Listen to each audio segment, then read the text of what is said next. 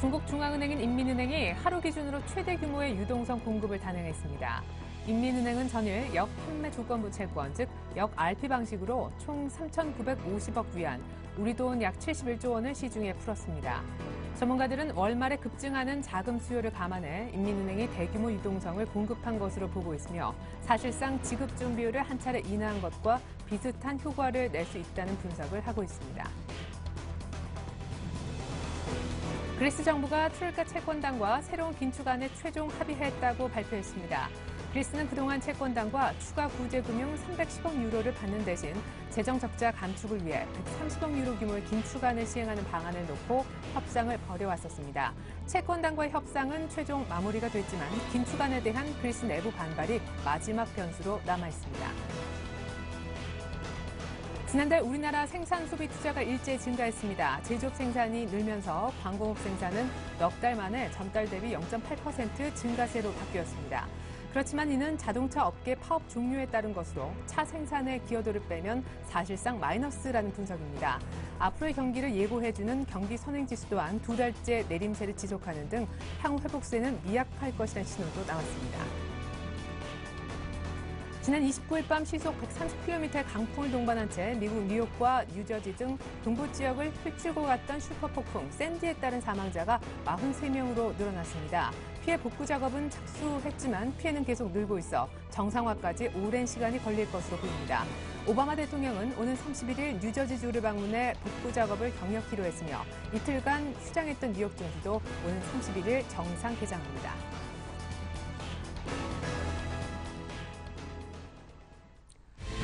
안녕하십니까. 오늘장 내일장의 최예린입니다. 앞서 말씀드린 대로 뉴욕 증시는 허리케인 영향으로 인해서 어젯밤까지 열리지 않았고요. 오늘 밤부터 이제 새롭게 개장을 하게 되는데요. 국내 증시는 그럼에도 불구하고 뉴욕 없이 어제 오늘 이틀 연속 반등세를 이어나가주고 있습니다. 쌍끌이가 일단 코스닥은 여전하지만 코스피는 깨어졌는데요. 외국인이 8거래일 만에 다시 사더니만 하루 만에 팔고 있기 때문입니다. 그나마 기관의 저가 매수가 투신, 연기금, 국가지자체로부터 아주 골고루 유입이 되고 있는데요. 일본에요 중국이 추가 부양책을 꺼냈다군요. 때문에 오늘 기다렸다는 듯이 화학과 정유 등 두 개 섹터가 큰 폭으로 상승세를 보여주고 있습니다. 어닝 서프라이즈를 기록한 제약주들도 52주 신고가 종목이 수출하고 있네요. 먼저 코스피 쪽부터 분위기 보여드립니다. 네, 코스피는 1915선, 장중에 한 1910선 정도의 등락이 가장 많았고요. 개장하면서 곧바로 점프해서 개장가 자체로 1910선을 이미 되찾았다라고 보시면 좋겠습니다. 현재 반등폭은 어제 이어서 추가로 나오면서 15포인트가량 되는데요. 기관만이 나홀로 순매수입니다. 개인도 역시 1,000억대 정도 순매도인데 2,000억 가까이 일단 매수 규모가 잡히고 있습니다. 이번엔 코스닥 쪽의 분위기를 체크해드립니다. 508선, 장중에 한번 510선을 터치 정도는 해온 상황이고요. 개장 초반은 지금 현재가보다 낮았지만 오름폭의 일정 부분 유지한 이후 계속 비슷한 폭입니다. 6포인트가량 상승해서 508선. 외국인이 기관보다 조금 더 많이 사주고 있네요. 이번엔 외환시장으로 장소를 옮깁니다. 자, 전일 연저점을 종가상으로 경신했던 원달러 환율. 오늘 1,090원대 하향 테스트가 나올까 했었는데 아직까지는 아닌 것 같습니다. 1원가량 하지만 추가로 더 내리네요. 네. 전일 장 마감 후에 부양책을 내놓았던 일본 증시 전일 막판에 빠졌었는데 오늘은 다시금 상승세를 보여주고 있습니다. 1.5% 정도의 상승인데요. 반면에 중국도 그 부양책을 내놓은 당시는 조금 빠지는 움직임 여전한 것 같습니다. 하락 반전된 상태로 현재 상해종합지수는 약보합입니다. 이어서 오늘장 내일장 1부에서 준비한 소식을 먼저 보여드릴게요. 애널리스트에게 듣는다. 먼저 대신증권 최재식 팀장님부터 만나보겠습니다. 기관 힘으로 오르고 있는 코스피 추가 반등 가능성 얼마까지 될까요? 글로벌 경기 회복 신호가 조금은 잡히는 듯한데요. 현 글로벌 자산 시장의 시사점과 투자 전략까지 긴 관점에서 챙겨보도록 하겠습니다. 계속해서 알바트로스 투자자문 신승효 대표님도 만나보죠. 미 대선의 시장 관망 분위기가 짙은데요. 당선 후보에 따른 수혜주, 수혜업종 미리 알아보겠습니다. 일본에 이어 중국까지 부양책 내놓았습니다. 환율 전쟁을 방불케 하는데요. 이 가운데 원화 흐름 전망 들어보고요. 3분기 실적 시즌이 거의 끝물입니다. 이후에 투자 전략에 필요한 기준도 체크해보겠습니다. 주간 5% 이상 수익 낼 수 있는 공약주 아이러브스탁 전진우 팀장님은요. 엔터주 가운데 YG엔터를 유심히 지켜보고 계신다고 하네요. 가격 설명도 이따가 챙겨드릴게요. 끝으로 텐스탁의 이광호 팀장님 모시고 변동성 틈 증시 가격과 수급 고려한 종목과 전략은 여기에 대한 해답, 마감 전략을 짜면서 들어보도록 하겠습니다. 현재 디스텍 시스템과 인프라웨어 등을 갖고 계신 것 같은데요. 포트넷 종목 AS까지 해볼게요. 네, 오늘 괜찮은 반등입니다. 15포인트가량 상승, 코스닥도 510선 부근까지 올라오는 모습인데요. 여의도로 한번 나가볼까요? 대신증권의 최재식 팀장님부터 만나볼게요. 안녕하십니까? 네, 안녕하십니까? 네, 전일 BOJ에서 11조엔 정도 추가 자산 매입 확대 얘기를 했는데 이번에 중국에서 얼마나 돈을 많이 풀었나요? 호재가 하나 더 추가됐네요. 네, 예. 기본적으로 외국인들은 일본 중앙은행이 비영책에 이어서 중앙은행마저 정책이 나왔었고요. 그래서 호가대 매력과 함께 어제 오늘 증시가 반등이 보여주고 있고요. 또 유럽 증시도 그렇고 얼마나 효과로 인해서 상승에 많이 힘이 되고 있는 상황이 있습니다. 외국인은 다시 좀 순매도. 모르겠어요. 중국 부양책 때문인지 화학 쪽 정유 섹터는 조금 강한 것 같습니다. 그때 그런 얘기 하셨잖아요. 전체 글로벌 지금 자산 시장을 봤을 때 주식을 하기보다는 채권 시장을 하는 게 낫고 주식을 굳이 한다면은 인버스, 주식의 하락에 베팅하는 그런 인버스 ETF 정도가 맞다. 해지하는 것이 좋다. 리스크를 관리해야 된다라고 하셨는데 글로벌 경기가 조금 회복하는 듯도 해서요. 혹시 뷰가 바뀌셨습니까? 네, 10월달 뷰 벌써 말씀드린 건가요? 예. 예.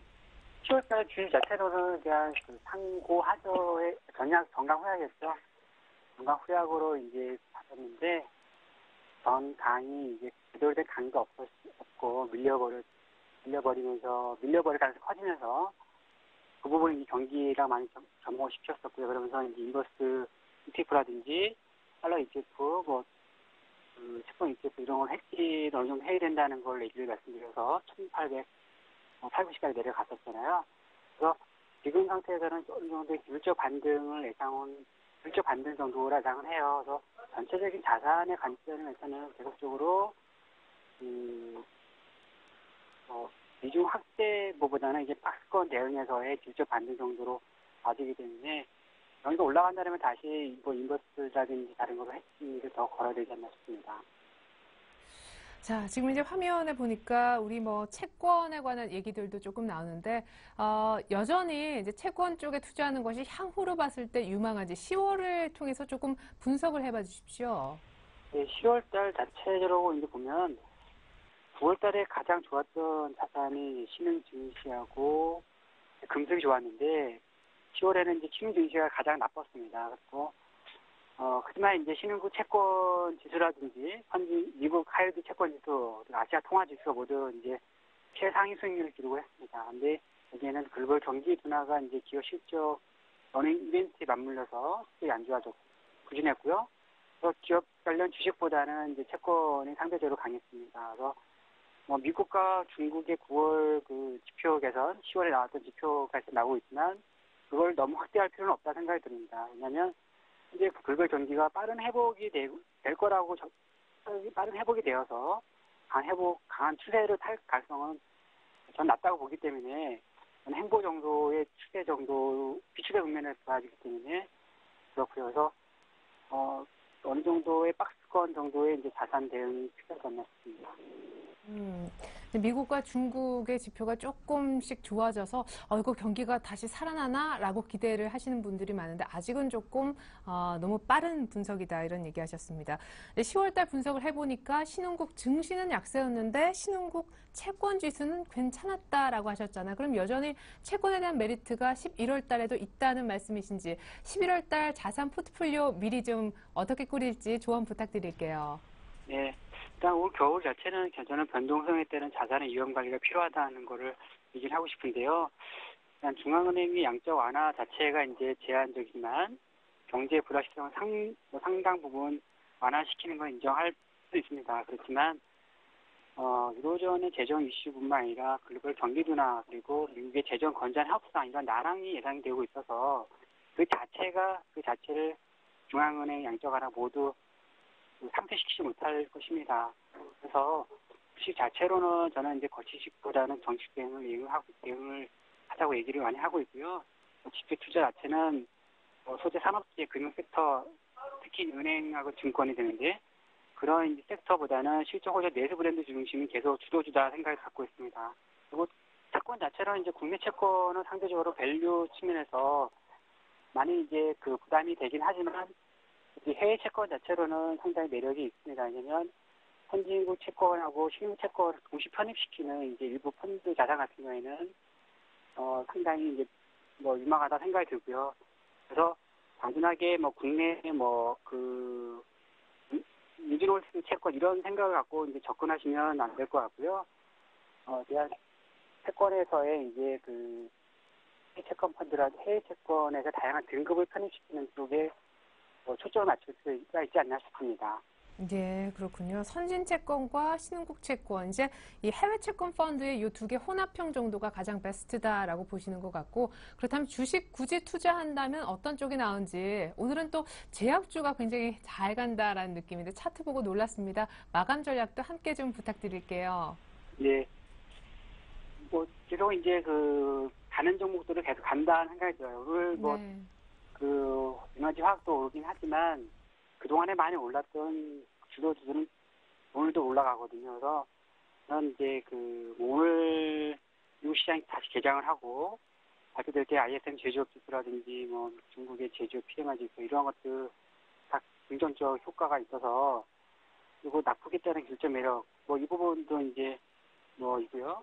그래서 이 부분을 이용해서 이제 계속 주식 자체라든지 이런 유형 자산을 이제 계속 비중을 확대해서 바이앤홀드식으로 계속 가져갈 것이냐 부분에서는 저는 기술적 반등이 기회로 부동산 현금 유동성 확보가 더 필요하지 않나 싶고요.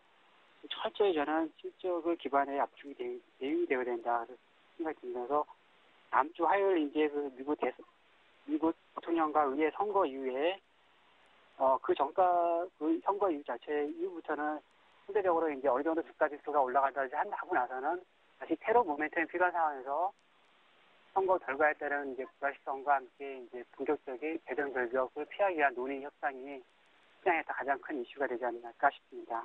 예, 알겠습니다. 그러니까 결국 미 대선 전까지는 철저하게 실적주 중심으로만 압축해서 가지고 있고 낙폭과대로 샀던 종목들은 오늘처럼 만약에 반등이 세다라면 바로바로 수익 실현하는 것이 맞다라는 얘기 들어봤습니다. 감사합니다. 대신증권의 최재식 팀장님 마감 전략까지 들어봤습니다. 잘 들었습니다. 네, 감사합니다.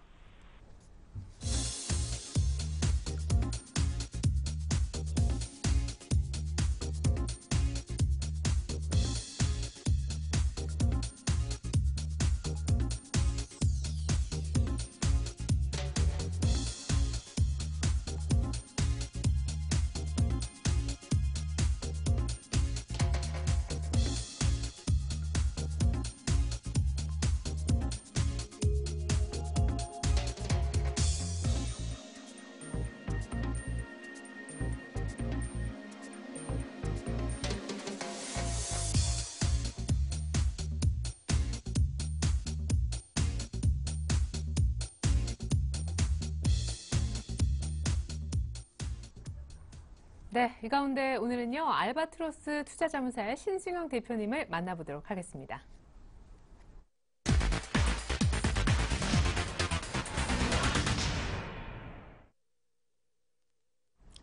네, 신 대표님 안녕하세요. 네, 안녕하십니까. 네, 결국 1900을 깨더니만 이제 어제 오늘 반등을 좀 줍니다. 하지만 기술적 반등에 불과하다라는 분석이 지배적인데요. 이런 가운데 뉴욕 증시마저도 허리케인 때문에 휴장이죠.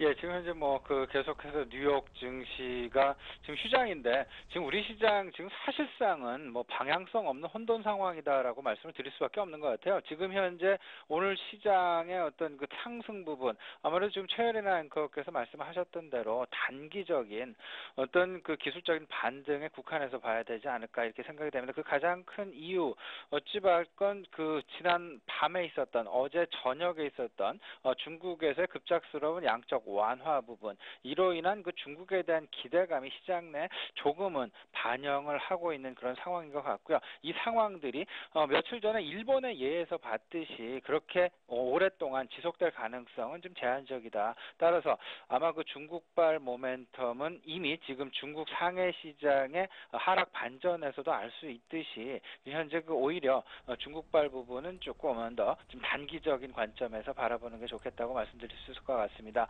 오히려 좀 큰 그림에서는요, 그 미국 시장을 오히려 좀 미국 시장의 그러니까 그 휴장이 끝난 직후, 휴장이 끝나고 이제 그 새롭게 재개되는 상황에서 방향성을 어떤 방향성을 보일 것이냐에 관심을 가지시는 것이 오히려 더 바람직할 것으로 보이고요. 다만 다행스러운 점은 샌디의 영향이 그렇게 뭐 크지는 않을 것이다라는 그런 판단이 지배적이다라는 것, 오히려 조금 좀 우리로 하여금 안도감을 가질 수 있게 하는 그런 기대감을 좀 가져볼 만하지 않을까 이런 생각이네요. 예. 무엇보다 시장이 1900을 깼었던 이유 중에 하나가 바로 3분기 기업들의 실적이었는데 어떤 분이 이런 얘기 하시더라고요. 다 나쁜 거 알고 어닝 시즌을 맞았는데 결과 보고 더 빠져버렸다고요. 때문에 이제 이런 악재였던 3분기 어닝 시즌도 거의 다 끝나가려 하고 있습니다. 실적 시즌 이후에는 무엇이 우리 투자하는데 기준이 되어야 할까요? 네, 지금 현재 그 실적 시즌 뭐 마무리 임박 국면에 들어가 있으면서 현재 시장 내에서 철저하게 이제 그 밸류에이션 중심으로 재편이 될 가능성을 염두를 해놓고 저성장이지만 지속적인 성장이 가능한 내수 관련주들, 필수 소비재주에 대한 어떤 그 관심, 그런 부분이 지난 일주일 동안 시장을 지배했던 것이 사실입니다.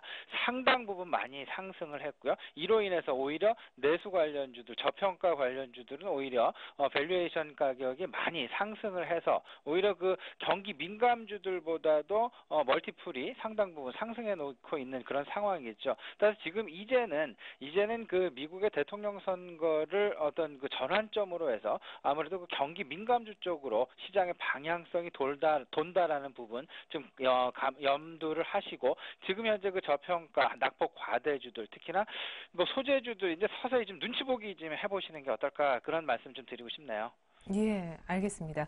자, 미국 대통령 선거 얘기하셨는데, 뭐, 우리 시장, 미국 시장, 전 세계 금융시장이 다 촉각을 곤두세우고 있는 것이 미국 대선입니다. 지금 아직까지 정말 딱 일주일도 안 남았는데, 오바마 대통령하고, 밋 롬니 지금 공화당 후보하고 정말 지지율이 박빙 똑같다 하고 들었는데요. 누가 되느냐에 따라서 갈 만한 업종이 달라진다고 얘기를 해주셨잖아요. 정말 임박한 상황 속에서 다시 한번 그 부분 이유와 함께 좀 짚어주셨으면 좋겠습니다. 이제 뭐 지금 말씀하셨던 대로 박빙의 승부가 될 가능성이 높겠다, 이런 뭐 평가가 지배적입니다.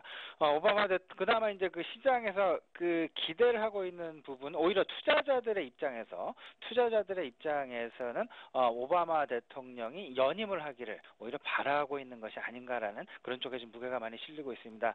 일단 그 롬니 후보가 대통령에 당선이 된다면 지금까지 진행이 되었던 어떤 그 유동성 완화 내지 유동성 팽창 차원의 금융정책에 있어서의 그 노선이 좀 바뀔 가능성이 굉장히 높고요. 이 부분 자체는 일단은 금융시장 내 큰 충격으로 다가올 가능성이 높기 때문입니다. 하지만 이제 그 오바마 대통령의 연임이 결정이 된다면 지금까지 어떤 그 금융정책 부분들 계속 이제 그 이어질 가능성은 높겠고요. 그렇다면 이제 그 문제는 뭐 두 사람 따라 이제 그 재정정책 쪽에 좀 관심이 실려지는데, 재정정책은 두 사람 모두 다 어쨌든 그 지금 현재 그 재정절벽 이슈를 타파하기 위해서 아무래도 그 국회 쪽에 조금 좀 동의를 얻으면서 전반적인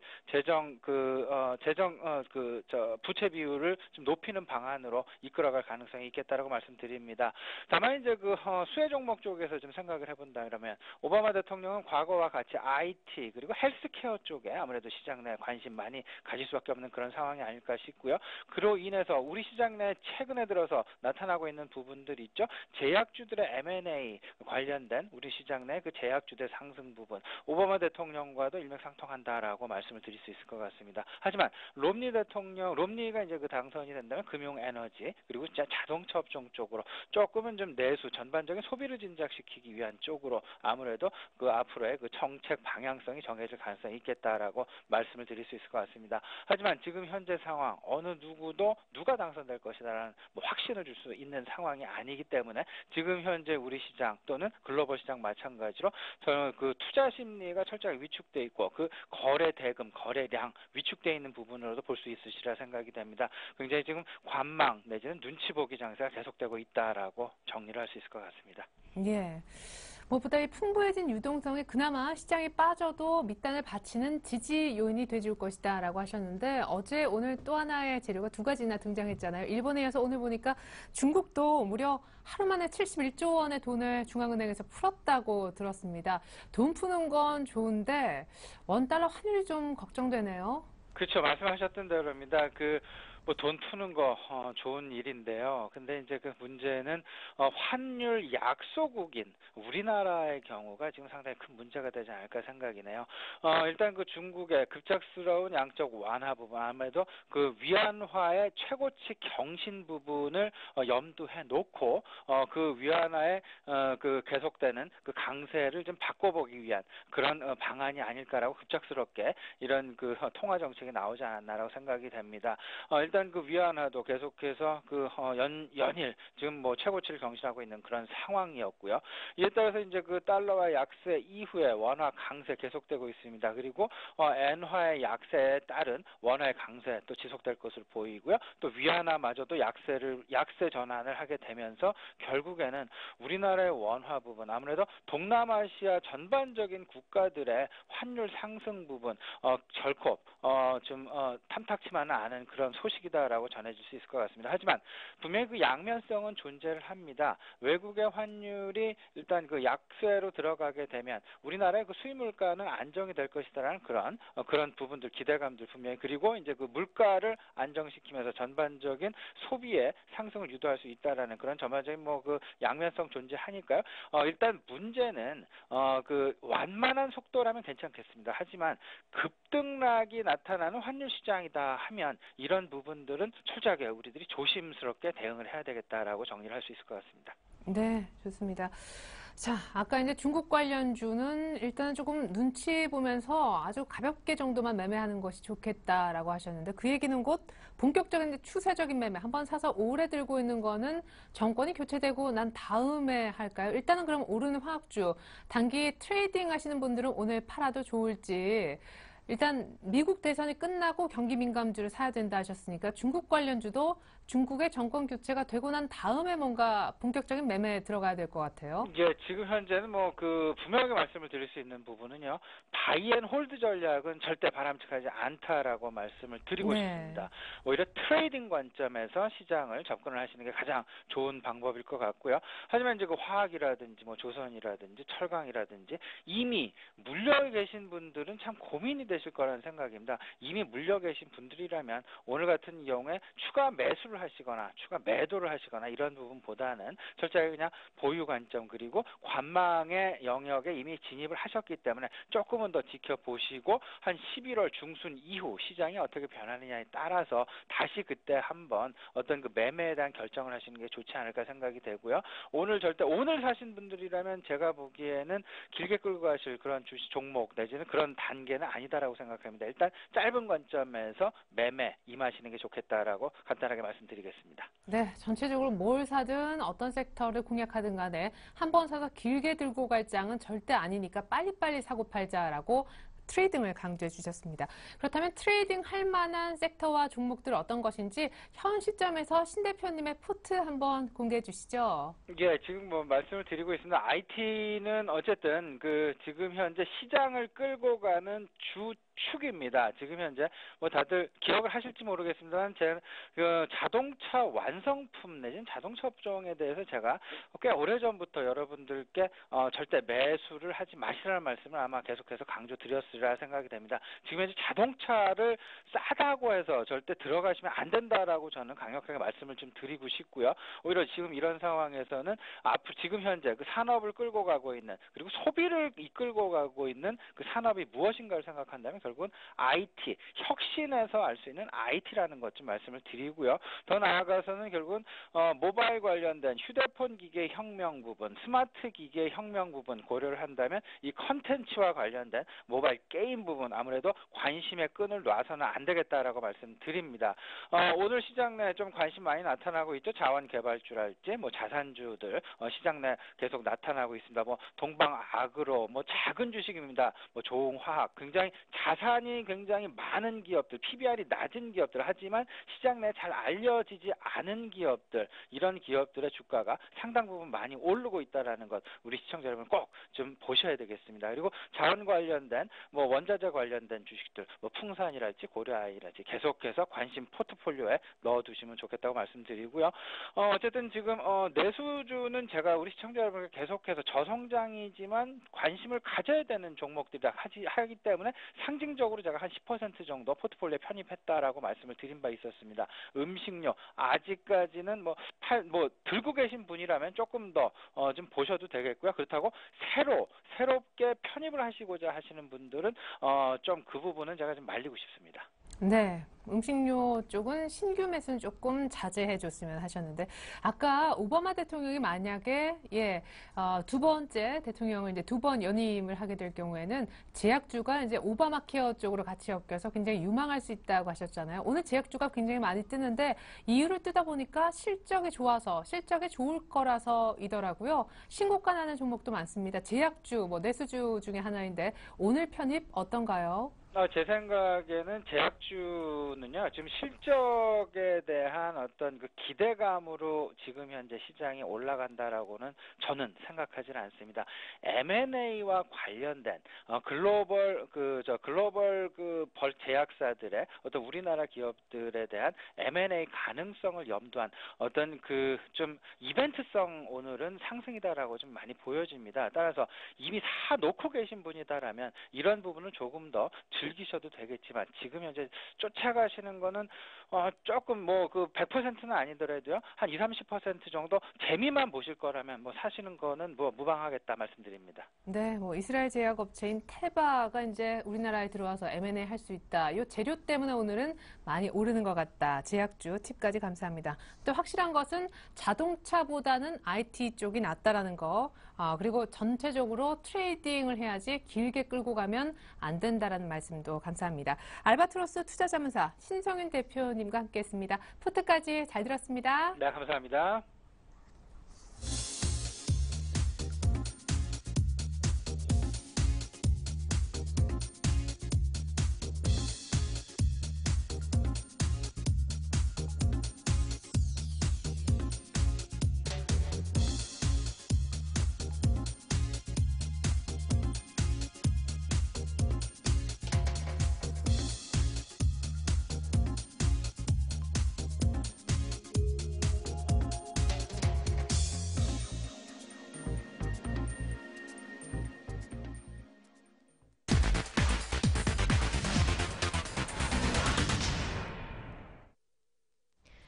안녕하세요. 주간 5% 공략주 김보람입니다. 증시는 어제에 이은 반등을 보여주고 있습니다. 5% 공략 종목들의 표정도 조금 더 밝아졌을까요? 수익률 지금 바로 확인하겠습니다.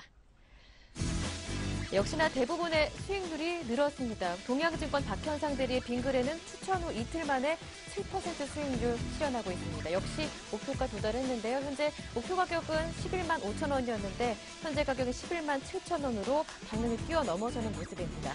이정복 대표가 어제 주셨던 ICD는 하루 만에 3% 가까운 수익을 내고 있고요. 선진과 DS제강은 예상보다 강합니다. 아직 매수 가격까지 내려오지 않았습니다. 박지훈 과장님의 한올바이오파마는 플러스로 돌아섰습니다. 1.6% 수익 중이네요. 네, 이 가운데 오늘은 아이러브스탁 전진우 팀장님과 함께하겠습니다. 안녕하세요. 네, 안녕하세요. 네, 선진 참 아쉽습니다. 일단 급등했던 선진 예상했던 조정은 조금 나왔지만 이쯤에서 사봐야지 했던 매수 가격까지는 내려와 주지 않더라고요. 지금이라도 조금 매수 가격을 수정해 봐야 하는 걸까요? 전략 AS 받아보겠습니다. 네, 선진 그때 지난주 시장을 좀 하방으로 열어놓고 그랬던 이제 시장에서 기관 중심으로 이제 상승 추세에 있는 수급 관련 종목으로 접근을 했던 거고요. 12,500원에서 13,000원대 이제 매수 관점으로 보고 소개를 드렸는데 그 소개하는 와중에 그냥 막 올라가니까 시장을 좀 부정적으로 보는 관점에서 뭐 고가에 따라가면서까지 매수하고 싶지는 않았고요. 그리고 조금 하단에 좀 지정했던 매수가에 도달하지 않았다는 건 또 반대로 생각하면은 시장 급락에도 잘 버텼던 종목이라는 거죠. 그래서 좀 그런 관점들은 좀 잘 맞았지 않나. 다만 이제 매수가 부분에서의 매수가 좀 어려웠던 거고, 어제 오늘 시장은 좀 반등을 주는데요. 관점은요. 여전히 시장 하방을 열어놓고 시장을 바라보고 있고요. 선지는 지난주에도 그렇고 꾸준히 계속 투신권 중심으로 매수세 유지되고 있습니다. 그래서 가격대는 좀 보시면은 어제 오늘 어제 좀 저점으로 좀 매수하고 싶었던 12,500원대 좀 윗가격인 12,650원에 좀 저점에서 올라오는데 원래 현재 지금 원래 접근하고 싶었던 가격대다 보니까 조금 높기는 하지만 신규 진입 가능해 보이고요. 종목을 좀 이렇게 볼게요. 이렇게 아무래도 좀 올라온 폭이 있으면 다소 이렇게 겁내하시는 경향이 있는데 그 상승은 항상 앞바에서 잡아야지 먹을 게 있지 좀 뒤에서 나중에 이렇게 다 빠지고 나서 보면은 차트상 이제 시각적인 안정은 있어도 구간별로 이제 매물대가 작용하다 보니까 상승 탄력이 낮게 되죠. 그래서 이런 좀 신고가 고가의 어떤 종목 컨디션이 좀 좋은 종목에 접근하는 게 맞고 시장 급락하면서 또 좀 잠깐 종목 외에 좀 다른 얘기를 드리면 시장 좀 급락하면서 급하게 이제 하락한 종목들이 많아요. 그런 종목들이 어제 오늘 좀 많이 상승을 했고 아직은 시장도 종목도 하단을 다져놓은 상태는 아니기 때문에 그런 종목들에 좀 추세적으로 따라가는 거는 저점 매수라고 할 수 있는 시점은 아닌 듯 싶습니다. 그래서 다시 선진 좀 매매 가격대를 좀 조정해서 말씀드리면 10,000원을 그 기점으로 11,200원 그리고 12,500원대에서 지점들을 정해놓고요. 그러면은 지금 현재 시점에서 접근을 하면은 손절가는 12,500원이 될 거고요. 목표가는 지난주 14,250원을 좀 신고가를 만들어 놓은 걸 위로 상향하는 14,800원대를 목표가로 이렇게 조정해서 말씀드리겠습니다. 1,200원 단위로 좀 지금 움직이고 있거든요. 다시 정리를 좀 해드리면 지금 가격에서 충분히 진입이 가능한 종목이다 하시면서 선진 목표 가격은 14,800원 그리고 손절 가격은 12,500원으로 말씀해 주셨습니다. 네, 그렇다면 오늘의 종목은 어떤 종목인가요? 네, 오늘은 YG 엔터테인먼트를 소개를 드리려고 하는데요. 네. 먼저 그 종목 소개해드리기 전에 잠깐 지수 움직임을 먼저 차트 보면서 좀 말씀을 드릴게요. 그 코스피든 코스닥이든 뭐 위로 가든 아래로 가든 둘 중에 하나겠죠. 근데 지금은 상승의 논리보다는 하락의 논리적인 근거들이 더 많은 시점이고요. 최근에 낙폭이 크다 보니까 뭐 어제 오늘 반등을 주는 거고 현재 시점은 지지난주에 한 이런 모습으로 이렇게 낙폭 과대에 따른 약간 기술적인 반등 시각으로 볼게요. 그렇게 보면은 어제 오늘 뭐 좀 하단에서 매수하신 분들은 짧게 수익을 실현하실 구간이고 좀 어떤 종목을 그 전부터 들고 있어서 급락을 맞아서 손실 보셨던 분들도 이 손실폭을 좀 줄이는 비중 관리를 하셔야 될 시점이 아닌가 싶습니다. 그렇게 보면은 이제 오늘 소개드릴 종목들도 시장과 같이 움직임을 주는 종목들은 접근하기가 어렵겠죠. 그래서 좀 YG 엔터테인먼트 오늘 좀 조정받고 있는 종목을 소개를 드리겠습니다. YG 엔터테인먼트로 다시 말씀을 드리면요, 그 국내 3대 음반 기획사 중에 하나고요. 세 종목을 놓고 보면 일단은 JYP는 항상 실적에 대한 부분이 문제가 화두가 됐고 그래서 좀 그거는 제외를 하고 SM이랑 YG를 놓고 보면은 매출 기여도가 높은 소속사의 라인업 가수가 SM은 6개, YG는 뭐 트웨이니온 빅뱅 이렇게 2개가 있죠. 그럼에도 이제 시총에서 좀 유사한 크기를 보여주는 거는 아무래도 YG가 SM보다 성장 잠재력이 좀 높지 않나라는 이런 식으로 이제 시장에서 평가가 되는 거고 최근에 뭐 싸이나 뭐 신인 아이돌 가수 추가되면서 YG의 그 수익원 확보가 가능한 다수의 라인업 수가 확대가 되는 상태고요. YG는 다른 기획사에 비해서 좀 음원 매출 기여도가 좀 크고요. 그 다음에 뭐 프로듀서를 회사에서 보유하고 있어서 저작권료 같은 외부에 지급되는 비용들이 상대적으로 적은 거죠. 그래서 어떤 비용 통제가 회사에서 잘 이루어지고 있는 것으로 보이고요. 그리고 좀 요즘 화두가 되는 거는 싸이 문제죠. 근데 뭐 미국이나 유럽 시장에 진출만 보더라도 싸이가 뭐 진출할 때 프로모션이나 마케팅 비용이 있었던 건 아니에요. 뭐 유튜브나 아이튠스 같은 그런 인터넷 모바일 업체의 모바일을 기본으로 해서 이제 붐이 일어난 거기 때문에 설사 싸이가 해외에서 아무 돈을 못 번다고 해도 회사가 손해 보는 건 없죠. 들어간 비용이 없으니까. 오히려 이제 회사가 브랜드 인지도를 상승시키고 나중에 이제 다른 가수들이 진출을 할 때 뭐 선순환적으로 기반을 다져놓은 그런 이제 좋은 환경을 만들어 놓은 거기 때문에 뭐 싸이에 대한 걸 가지고 뭐 좋다 나쁘다 뭐 이런 얘기를 할 수 있는 건 아닌 것 같아요. 그리고 엔터 쪽에서의 좀 전통적으로 좀 가지고 있는 투자 리스크는 예측할 수 없는 흥행이라는 부분인데 그런 부분들이 최근에 이제 인터넷을 기반으로 한 이런 마케팅 비용들이 이제 적게 들게 들어가면서 아무런 비용 없이 이제 뻗어나갈 수 있다라는 거. 그래서 이 산업이 이제 조금 변화하고 있다라는 거. 그 전에 가졌던 불확실성들을 좀 제거하는 요소이지 않나 싶고요. 뭐 이런저런 뭐 우호적인 영업 환경 조성이나 소속 가수들의 활동 영역 증가로 인해서 올해 뭐 YG 영업이익이나 매출액 아마 50% 60% 이상 증가할 것으로 보이고요. 기술적 움직임 좀 보시면은 9월달 들어서 뭐 싸이 효과로 이렇게 뭐 개인 수급을 중심으로 이렇게 강하게 매수세 들어오면서 그때 외인들이나 기관들은 또 매도를 했어요. 차익 실현을 했었고 좀 뭐 아까도 뭐 하단을 다진 종목들을 저점 매수라고의 관점으로 갖자라고 말씀드렸는데 시장 급락 이전에 이미 좀 가격 조정을 받다 보니까 최근에 2, 3주의 어떤 이런 하락에서도 74,000원대 굉장히 강하게 지지받는 모습을 보이고 있고요. 현재 이 구간에서의 기관이나 외인들의 재매수가 굉장히 활발하게 이루어지고 있는 모습도 보입니다. 그래서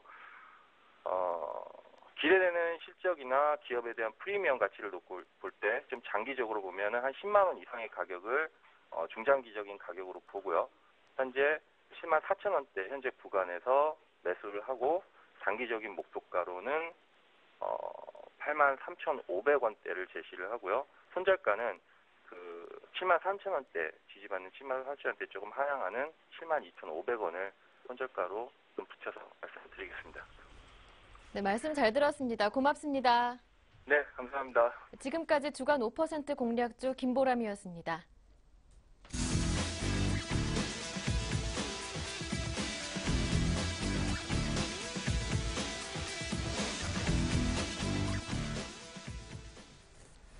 네, 마감까지 한 30분도 채 남지 않았습니다. 그런데 코스피의 상승폭이 약간은 줄어들고 있네요. 1910선대 초반입니다. 자, 이러다 말 건지 조금 안타까운데요. 다시 한번 마감 전략을 세워볼까요? 텐스탁의 이광호 팀장님 나와주셨습니다. 안녕하세요. 네, 안녕하세요. 저는 사실 장 끝나고 나서 BOJ 그리고 중국인민은행 잇따라 일본과 중국의 부양책이 나왔음에도 불구하고 오늘 기술적 반등이 이어지지만 어제도 1900이 사실 종가는 안 됐었고 오늘도 막판에 조금 뒷심이 빠지면서 약하다 하는 생각이 듭니다. 다들 관건이 이런 뭐 부양책 이런 게 아니고 미국과 중국의 대선, 정권 교체라고 하더라고요. 네, 그쪽으로 아무래도 지금 시장에 눈과 귀가 좀 쏠려 있는 게 사실입니다. 지금 현재 우리나라 증시는 기관의 저가 매수와 그리고 외국인의 코스닥에서의 매수에 제한적이나마 지금 반등을 해주고 있는데 이제 앞으로 이제 그 다음 달 초 중반에 집중돼 아까 말씀드린 정치적 이벤트를 앞두고 그때까지는 박스권 내의 제한적인 등락을 계속 이어나가지 않을까 생각을 합니다. 일단 이제 국내 증시에 영향을 줄 만한 굵직굵직한 이벤트들을 먼저 짚고 넘어가셔야 될 것 같은데 아무래도 가장 중요한 것은 11월 6일에 있을 미국 대통령 선거라고 할 수가 있겠습니다. 지금 현재 롬니 후보와 오바마 후보 두 후보 간의 지지율이 47%로 동일하게 팽팽한 줄다리기가 이어지고 있는데 지금 현재 글로벌 경기 둔화와 미국의 재정 절벽 이슈 같은 그 연말을 앞두고 그런 것들이 지금 산재해 있기 때문에 그 어느 때보다도 이번 대선으로 인한 미국 정책 변화에 관심이 좀 집중되는 상황입니다. 일단 결과를 잠시 제쳐두고 미국 대선 자체만을 놓고 보자면 국내 증시에는 분명히 긍정적인 영향을 미칠 것으로 보고 있습니다. 과거에도 미국은 대선 전에 좀 단기적인 바닥을 형성을 했고 대선 직후에는 정책 기대로 인해 증시에 좀 활력을 불어넣어줬다는 점에서 그 영향으로 또 국내 증시도 상승을 좀 해줬다는 점을 감안했을 때 이번 미국 대선이 끝나면은 분명 국내 증시는 다시 한번 좀 활력을 찾을 수 있지 않을까 이렇게 보여지고 그리고 그 결과에 따라서 증시에 미치는 영향도 조금 다를 것으로 보고 있습니다. 일단 지금 현재 대통령의 오바마 후보가 계속 재선을 하는 것이 더 좋을 것으로 지금 보고 있는데 민주당이 재집권할 경우에는 지금 정부가 시행하고 있는 그 3차 양적 완화 이 부분이 또 안정적으로 이어나갈 것으로 보이고 있고 롬니 후보는 저번 이제 후보 연설 때도 이제 삼척 양적 완화에 대해서 좀 부정적인 입장을 지금 가지고 있기 때문에 Q3가 중단되는 우려가 제기되는 상황이라서 그 대통령 선거 결과에도 좀 집중을 해볼 필요가 있을 것으로 생각하고 있습니다. 그리고 미국 대선뿐만 아니라 이제 말씀드렸던 11월 8일에 예정된 중국 전국 대표 대회, 그리고 12일에 있을 유로존 재무장관 회의도, 그리고 25일에 있을 스페인의 그 카탈루냐 지방 선거 등도 국내 증시에 적지 않은 영향을 미칠 것으로 보이기 때문에 그 결과에 좀 집중을 하셔야 될 것 같고, 그래서 이제 지금 현재 국내 증시는 이벤트 결과에 따라서 그 방향성을 어느 정도 나타낼 것으로 보이기 때문에 지금 현재 그렇다고 해서 방향성이 보이지 않는다고 주식 비중을 축소하셔서 소극적으로 굳이 대응을 하시기보다는 현재 보유 종목이 낙폭이 크지 않다면은 보유를 계속 하셨다가 이벤트 결과를 보고 그 반등의 계기를 타진해보는 것이 좋은 자세이지 않을까 이렇게 생각하고 있습니다. 예, 이벤트 끝나고 나면 오히려 반등할 가능성도 있으니까라는 것이 이유가 되겠죠. 자, 그러면은 미국 대선은 아직 뭐 한 일주일 정도 남아 있습니다. 이 사이에 그냥 갖고 가시는 분으로 갖고 가시면 되겠는데, 그래서 내가 중간에 한번 좀 매매를 어떻게든 짧게라도 트레이딩 하라고 하니까 해보고 싶다 하시는 분들, 누구를 믿고 어떤 기준으로 매매를 좀 할 수 있을까요? 네, 최근 들어서 이제 가장 이제 좀 집중을 하셔야 되는 부분이 수급적인 부분이 아닌가 이렇게 생각을 하는데, 투자자별 매매 동향을 보셔도 지금 현재 상황에서의 투자 해법 어느 정도 찾을 수 있지 않을까 생각합니다. 그 전일과 금일 외국인과 기관이 그 코스닥 시장에서의 순매수세를 좀 이어가고 있고, 종목별로도 매매 동향을 좀 잠깐 살펴보시면은 외국인은 파트론과 시티바이오, YG 엔터테인먼트와 KG 이니시스 등을 주로 순매수를 해줬고, 기관 역시도 YG 엔터테인먼트와 파라다이스, ELK 파트론 등을 이제 매수를 했습니다. 이게 최근 일주일입니까? 뭐 한 달입니까? 아니면? 아니, 이거는 이제 금일과 전일 기준을 했을 때 이제 매수했던 종목들입니다. 이렇게 기관과 외국인이 사들이는 종목들의 특징을 잘 살펴보시면은 내년에도 실적이 좋아질 것으로 기대되는 종목들이 대부분입니다. 물론 이제 외국인과 기관의 선택이 반드시 정답이라고는 할 수는 없습니다. 하지만은 지금 현재 시장의 변동성이 굉장히 큰 상황에서는 실적 성장성이 아무래도 그 무엇보다도 가장 중요한 선택 포인트이지 않나 이렇게 보여지고 있고, 그래서 그 어느 때보다도 이제 이런 이제 외인과 기관의 매매 동향을 참고하셔서 투자에 활용을 하신다면 큰 수익을 보장을 해드린다 이런 말을 드릴 수는 없겠지만은 안정적으로 시장에 참여할 수 있으실 것으로 판단하고 있습니다. 예, 그렇군요. 수급을 고려해서 한번 매매를 해보자. 사실 근데 싼 종목들이 신고가보다 개인들을 많이 유혹하는 것도 사실입니다. 개인분들은 맞습니다. 차트 보고 많이 빠지면 싸졌다라고 흔히 이제 쉽게 얘기를 하는데, 전문가가 보는 가격 메리트가 있다, 싸다는 좀 다른 걸로 알고 있는데요. 네, 지금 가격 메리트 단순하게 지금 주가가 많이 빠졌다고 해서 가격 메리트가 있다라고 판단을 하시는 건 좀 위험하다고 생각합니다. 왜냐하면은 이제 그 향후의 흐름과 그 업황의 흐름을 좀 감안을 하셔서 그 종목이 빠질 만한 이유가 있었기 때문에, 그래서 이제 그 바닥을 다지고 다시 한번 반등을 해줄 만한 그런 모멘텀이 기대가 되는 부분이 있다면은 가격적 메리트라고 보셔도 되겠지만, 그런 부분이 없이 단순히 주가만 빠졌다고 해서 가격적 메리트가 있다고 해서 접근하시는 거는 굉장히 위험하지 않나 이렇게 생각을 하고 있습니다. 네, 그리고 이제 앞으로 이제 국내 증시에 참여하시기 위해서는 아까 말씀드렸던 가격 메리트와 수급을 고려한 업종별 그리고 종목별 대응 전략이 좀 필요할 것으로 보이는데, 향후 흐름을 좀 예측을 해보자면 지금 주요 이벤트 앞서 말씀드린 듯이 이제 앞두고 있는 상황이기 때문에 당장은 이제 뚜렷한 방향성은 나타나지 않겠지만은 2000년과 2004년 그리고 2008년 미국 대선을 일주일가량 앞둔 상황에서 국내 증시는 항상 바닥을 다졌습니다. 그렇기 때문에 그런 이제 기록이 있기 때문에 지금 현재 증시는 분명히 이벤트를 확인하고 움직이려지 않는 그런 심리가 깊게 깔리면서 관망하는 모습이라고 판단하셔도 좋을 것으로 보이고, 미국 대선이 아니더라도 지수가 지금 최근 지수가 조정받는 모습이 많았는데, 제가 지난주에 그 전략 세워드릴 때도 코스피가 1900 아래로 밀리면은 대형주 중심의 저가 매수가 좀 이어진다고 말씀을 드렸습니다. 지금 현재가 조금 자동차를 좀 제외한 그 IT 업종 중심의 그런 상황이 왔지 않았나 이렇게 생각을 하는데, 자동차 제외됐네요. 예. 네. 지난주 한때 외국인의 셀코리아가 좀 거세게 한번 좀 나왔던 적도 있었지만은 최근 조정으로 인해 낮아진 주가는 분명 밸류에이션 매력은 높다고 판단되기 때문에 긍정적인 시각으로 보시고 접근하시는 것도 나쁘지 않다 이렇게 생각합니다. 예, 뭐 미국 대선, 중국 정권 이양 눈치를 지금 보면서 코스피는 단기적으로 지금 바닥을 만드는 중이지, 대선이 이제 끝나고 나거나 그렇게 되면 다시 올라왔던 것이 최근의 추세였다라고 해주셨습니다. 놀랄 게 없다라는 거죠, 지금 시장 분위기가. 자, 그렇다면 말씀하신 대로 1900이 깨고 나서 오늘까지 1910선까지 올라오는 동안 대형주가 또 자동차를 제외한 대형주가 바짝 올랐습니다. 대형주를 본격적으로 매매해야 될 시기는 언제쯤입니까? 앞서서 미 대선 이후라는 얘기도 한번 팁이 좀 나온 바 있고요. 밑에서 뭐 사셨다면 들고 가면 되지만. 네, 아무래도 이제 미국 대선의 결과에 따라서 이제 좀 확인하고 가면은 좀 안정적이긴 합니다. 하지만은 이제 수익을 볼 수 있는 폭이 줄어든다는 점에서 지금 현재도 조심스럽게 좀 접근할 수 있는 시기가 오지 않았나 이렇게 판단을 합니다. 그리고 최근 주요 대형주들의 실적이 대부분 공개가 됐기 때문에 이전에 비해 실적 발표로 인한 시장의 위험성이 상당히 많이 줄어든 상황입니다. 네. 시가총액 기준으로 전체 절반이 조금 넘는 기업들이 지금 실적 발표를 한 상황인데 그 영업이익이 추정치를 상회하는 실적 발표한 기업은 30% 정도고 그걸 하회하는 기업은 70% 정도여서 이거에 따라 차별화된 움직임 분명히 가지셔야 될 것 같고 그리고 이제 그 실적 발표가 이제 그 대형주들이 실적 발표를 하면서 불투명성을 덜어낸 대형주들이 앞으로도 더 좋은 움직임 보여주지 않을까 예상을 합니다. 그리고 또 좀 한 가지 더 팁을 드리자면 최근 원달러 환율 하락으로 인해 수출주들이 상당히 타격을 입은 상황인데 이런 이 원달러 환율의 하락세도 1,100원 밑에서는 둔화가 되거나 조금 제한적인 반등을 줄 수 있다는 점에서 최근 낙폭이 컸던 수출주들도 관심 있게 보신다면 가격 메리트까지 있기 때문에 좀 좋은 움직임 나타내면서 수익을 올릴 수 있으리라 생각을 하고 있습니다. 네, 환율 때문에 많이들 걱정하시는 그 수출주도 슬슬 담아볼 만한 종목 가운데 포함된다라는 얘기였어요. 원달러 환율이 1,100원은 쉽겠지만 1,090원은 지금 쉽지 않은 모습이 나오고 있잖아요.